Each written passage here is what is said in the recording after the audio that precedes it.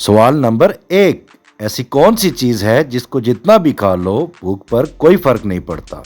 तो चलते हैं जवाब की जानिब।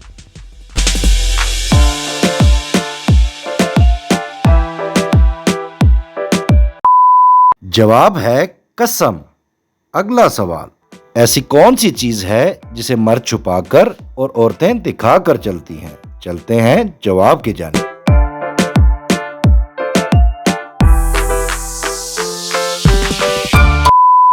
जवाब है पर्स। अगला सवाल। वो क्या चीज है जिसे बर्फ पर भी रख दें तो वो गर्म ही रहता है? चलते हैं जवाब की जानिब।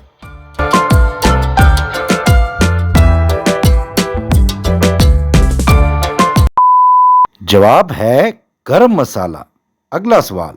वो कौन सी मछली है जो ना तो तैर सकती है और ना ही अंडे देती है? चलते हैं जवाब की जानिब।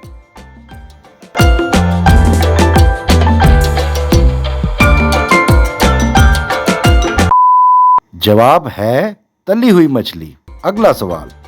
वो क्या चीज है जिसे सिर्फ पानी में ही खाया जा सकता है? चलते हैं जवाब की जानिब।